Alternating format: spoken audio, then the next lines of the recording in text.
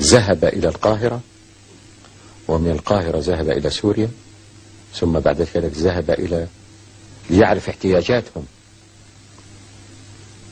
عشان يعني يطلع على الاحتياجات التي يريدونها، ثم ذهب إلى الاتحاد السوفيتي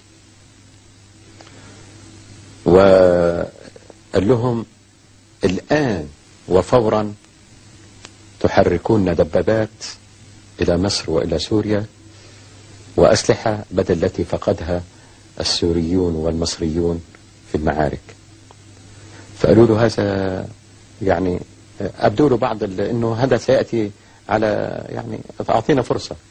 قال لهم إذا كانت هذه الفرصة المال فالجزائر ستتحمل المال، ودفع في ذلك الحين شيك ب200 مليون دولار دفعهم فورا للاتحاد السوفيتي، وكان زمانها 200 مليون دولار يعني 200 مليون يعني كأنك في ذلك الوقت كأنك في ذلك الحين تدفع 2000 مليون دولار، يعني 200 مليون دولار في ذلك في 67 أكننا الآن ندفع 2000 مليون دولار دفعهم للاتحاد السوفيتي ليسرع في إرسال الأسلحة إلى مصر وإلى سوريا.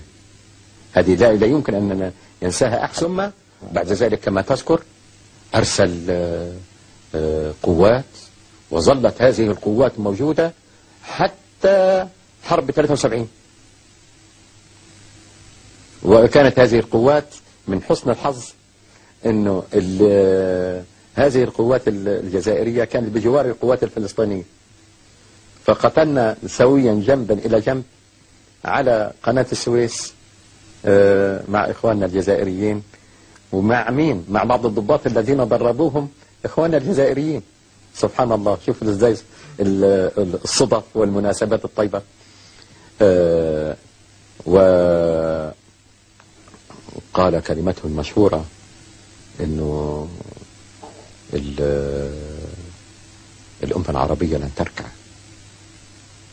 وإذا إسرائيل تعتقد أنها أخذت سيناء وأخذت الجولان وأخذت الضفة الغربية وأخذت غزة، فيجب تعرف أن العمق العربي واصل لغاية الجزائر.